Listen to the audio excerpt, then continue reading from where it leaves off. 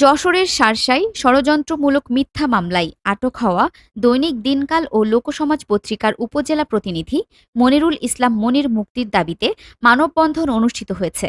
রোববার ২৮ সেপ্টেম্বর সকাল 11:30টায় শার্শা উপজেলা পরিষদের সামনে এই মানববন্ধন করে সাংবাদিক সমাজ।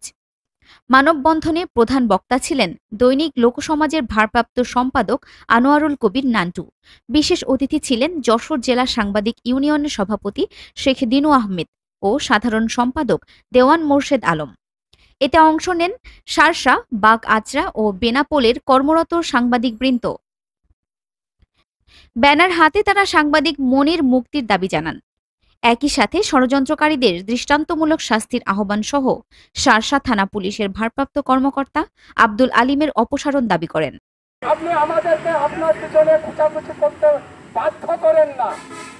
আপনি ওই বাদী পক্ষকে ডাকেন, তাদের কাছ থেকে সত্যটা যাচাই করেন। পুলিশ কর্মকর্তা হিসেবে কোন নেতার পকেটের কর্মী হিসেবে না, কোন নেতাই আপনাকে ঠেকাতে পারবে না। সাংবাদিক মনিরুল ইসলাম মনি এই শার্শার কৃতি সন্তান। তাকে শার্শার মানুষ চেনে এবং জানে সে কেমন সাংবাদিক।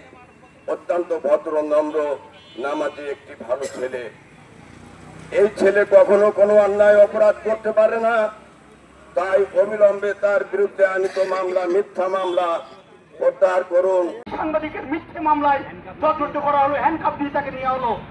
আমার দাবি হচ্ছে অনতি বিলম্বে এই প্রশাসন তাকে নিঃশর্ত মুক্তি দাবি জানাচ্ছি।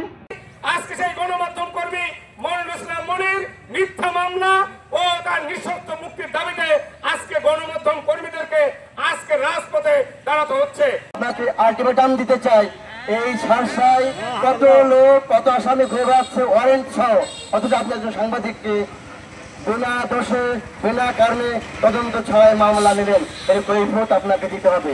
উল্লেখ্য, গত ২৪ সেপ্টেম্বর এক স্কুল ছাত্রকে নির্যাতনের অভিযোগ তুলে মনির বিরুদ্ধে তার পরিবারকে দিয়ে একটি কুচক্রী মহল মিথ্যা মামলা করায়। পরে পুলিশ কোনো তদন্ত ছাড়াই তাকে গ্রেপ্তার করে জেল হাজতে পাঠায়। Arifin Farha, CN Bangla news desk.